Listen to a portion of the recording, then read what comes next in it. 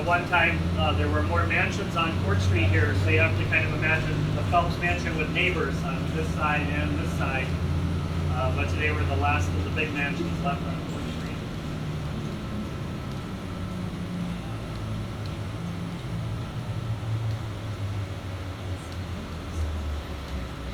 We're going to come up on some buildings pretty fast, so forgive me if I talk to you a little bit fast.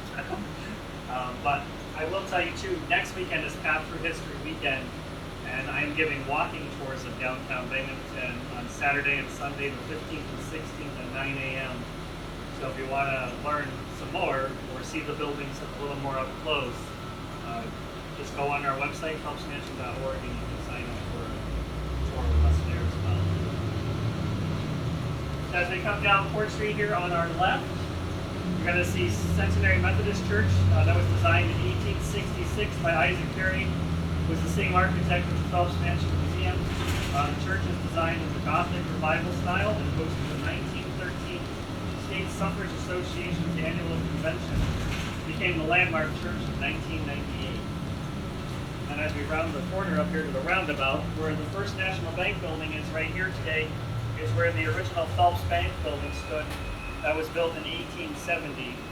The original building was torn down in 1929 and replaced with the building that we have here today. And as we make our way down Shenango Street, we're going to come up on a couple of buildings pretty quickly. On our left-hand side, you'll see the Binghamton Press building. That was built in 1904 by the Lacey Brothers architectural firm. It once housed the newspaper Binghamton Press. At one point you can look down in those windows and see the newspapers being printed. We also have the Strand Theater and the Stone Opera House here on Court Street, or Shenango Street as well. Both of those theaters are very historic structures, but they have been abandoned for a long time, but are currently being rehabilitated. So I think they're going to put some apartments and commercial space in there. Then of course we have the United Presbyterian Church, built in 1867. It's the only church in Binghamton, aside from Christ Church, that retains its original steeple. And inside the pulpit is a Tiffany mosaic and also a Link organ from the Link company that was here in Binghamton. They made flight simulators and piano player organs, lots of other different things too, but that's what they were really well known for. We're going to cross through the light here and then see if we can pull up along the curb, talk about the bus station on our left-hand side for a moment.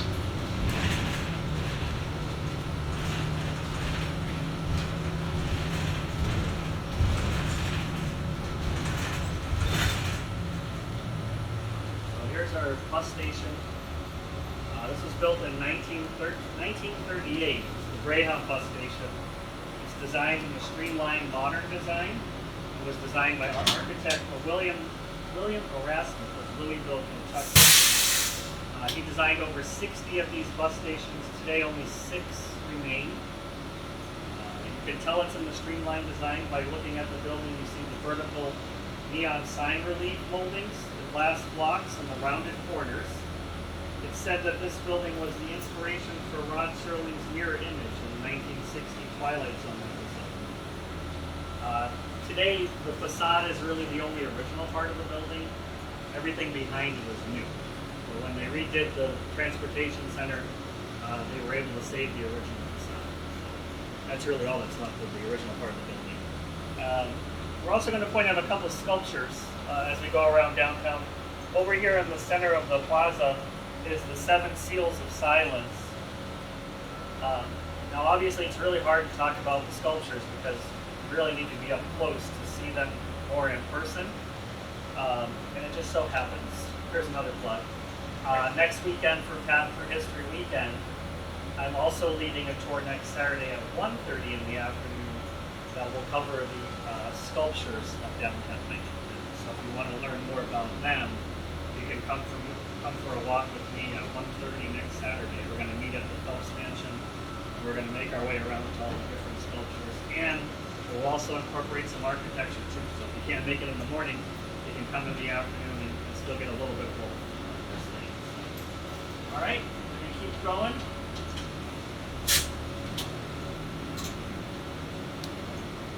As we head out to the light here, on our left, the large building on the corner is the Kilmer building, the site of the original factory. The original building was destroyed by fire in 1900. This building was built in 1902 by Willis Sharp Kilmer, manufacturer of the ever-famous swamp food. We're going to talk more about the Kilmers a little later. Also direct your attention to the Lackawanna train station. That was built in 1900. It faced demolition in 1963. And in 1966, Speedy Snow made its final visit. The building was abandoned in 1970 and it's changed ownership a few times over the years. Today it now houses Station 45, a brand new restaurant that just opened in the space, and several different offices in the building as well. So today it's a very well protected and preserved building here in Binghamton. And then that large black tower there is the Marconi Tower. 1913, Guglielmo Marconi sent the first radio telegraph signal from Scranton towards a train heading to Binghamton at 60 miles an hour. It was made possible by two of these towers here in Binghamton and two in Scranton, Pennsylvania. Ours is the only one left today. So, another important landmark in Binghamton.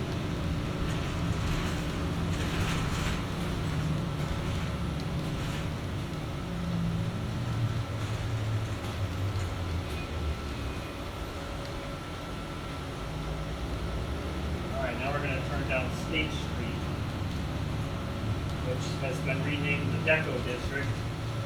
Last year, the city did a lot of work on State Street.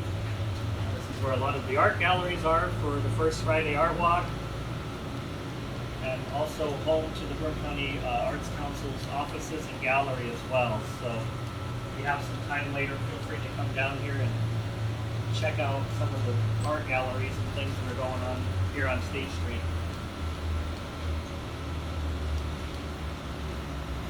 Got some additional riders coming on board. How are you? You hopping on? Can we get off here as well? Yeah, you can jump off. Sorry, excuse me. Good night, guys. Good night, thank you. Come on over. Good, how are you? Good. Hello. Hi. How are you? Good, how are you? Good, thanks.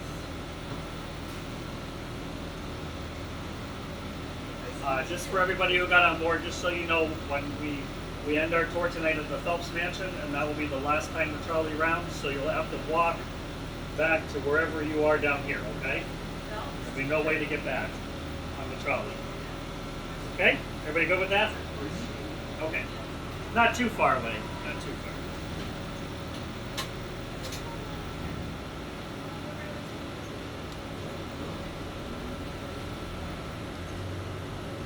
So in 1837, the Shenango Canal opened here in Binghamton.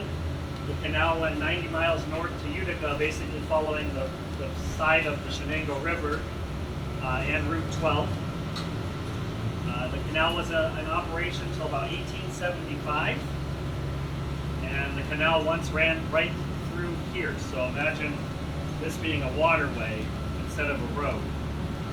When the canal was filled in, it was New York State that filled it in, and that is why this is called State Street today.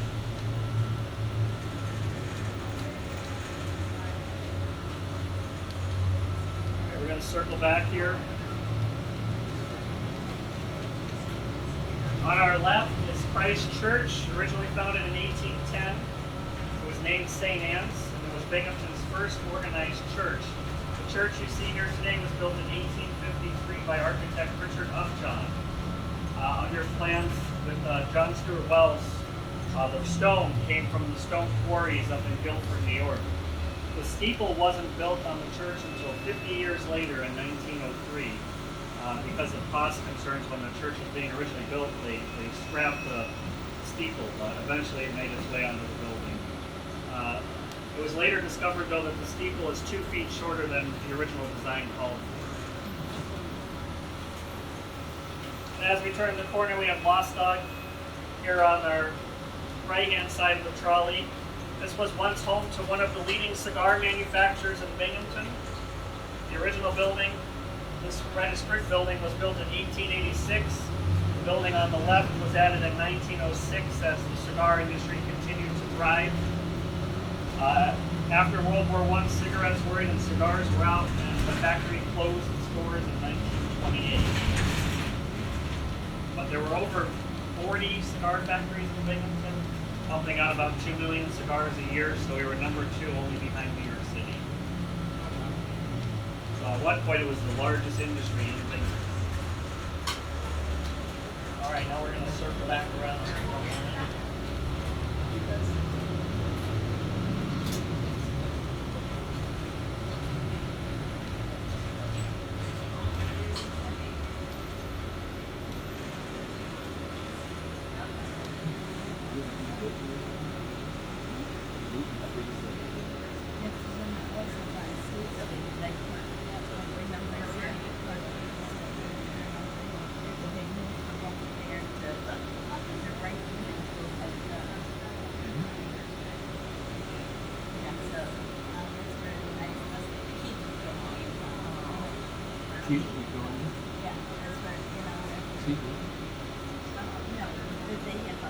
This street right here is Washington Street. This was once known as Fraternity Row and housed a lot of fraternal organizations here in Binghamton. You have the YMCA building here, and this was like the Palura Shriners Temple for a long, long time. And there were more going that way, but most of them are parking lots now where those buildings once stood.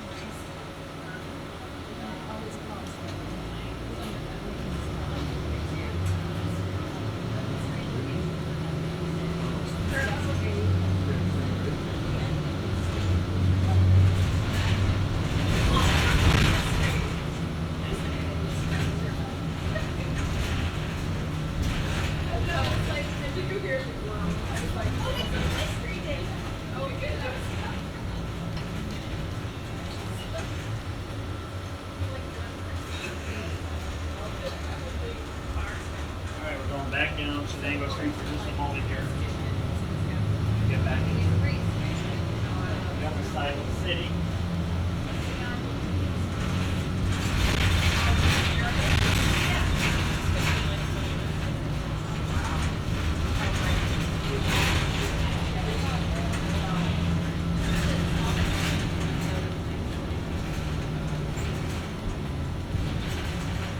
Round building here on the corner was once home to the Sun Bulletin.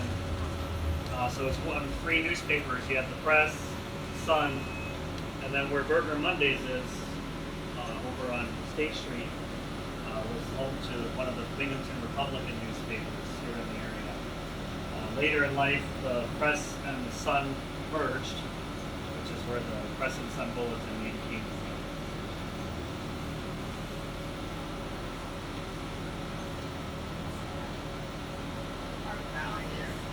Before the light turns green, I'm just going to tell you guys a little bit more about the Stone Opera House as we come by it again one more time. The Stone Opera House was built in 1892 at a cost of $135,000 by Charles H. Stone. It was designed by Sanford Lacey and E.H. Bartu under Isaac Carey's supervision. It had a 1,500-seat theater with a large stage, orchestra pit, 2 balconies, and 8 boxes. Also contained a large ballroom on the 3rd floor. It was built to be fireproof, but on October 1903 a fire did break out and the roof of the building collapsed, and Charles Stone immediately began reconstruction of the building. So this is the Stone Opera House as we go by here now.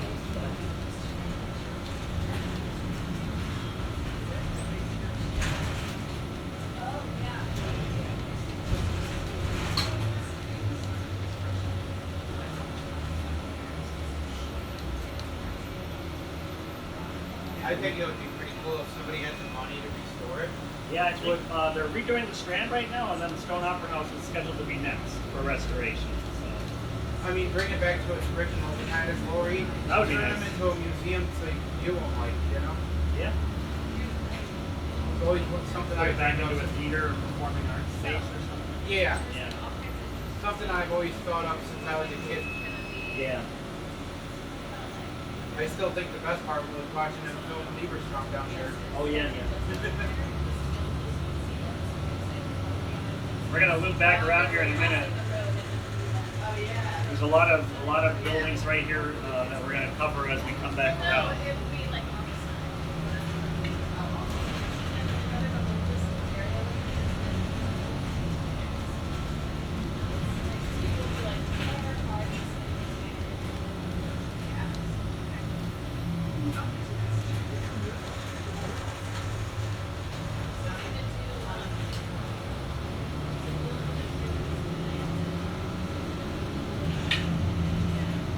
We have the government complex here. Building on the left is the Broome County Office Building. Building in the center, the large building, is the State Office Building. The building to the right is Binghamton City Hall. The original City Hall is right there. That building was built in 1898. Now it's apartments.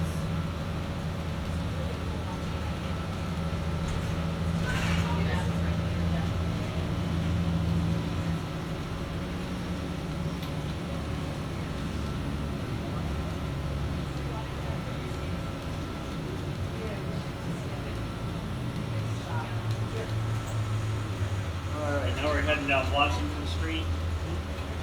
Washington Street is where the Binghamton First Friday Art Movement began. It was originally hosted by the Gorgeous Washington Street Association. Today, Washington Street is also filled with some galleries, shops, and restaurants. It's a very narrow road.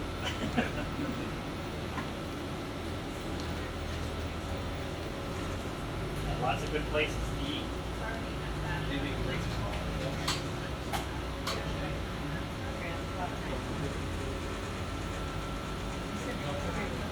They make great milkshakes. Wednesdays they have a half price for that Wednesday. So it's like $6-7.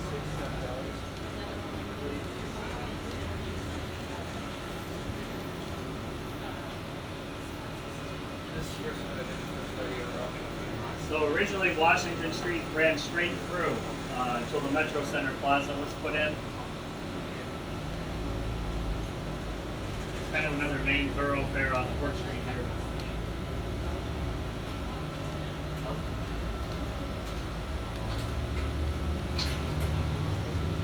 Alright, now we're going to come back to this loop. Let me see if I can do all these buildings in a quick spurt. I think you're doing great.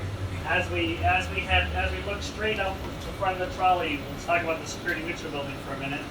That was designed by Truman Lacey and Sons, built in 1904. It's a 10-story structure. The company has been in Binghamton since 1886. Previously, they were in the Phelps Bank building. The main entrance was designed after a stone bridge, which appeared in the company's original logo. Inside, you have two-story lobby with twin marble staircases and murals depicting life in Broome County surrounding the lobby as well.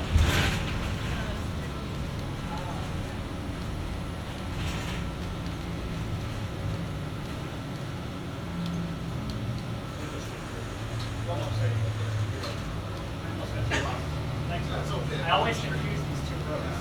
I always forget to go that way and end up on the south side. And I would have been on this map.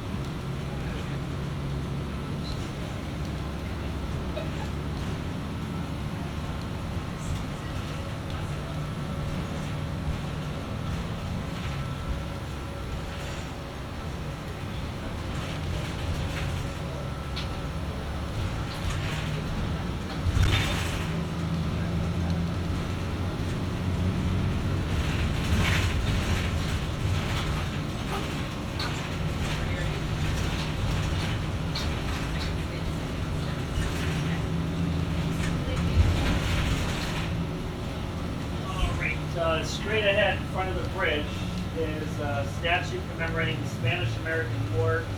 That is the skirmisher. Unlike many other war monuments where the soldiers are standing kind of straight up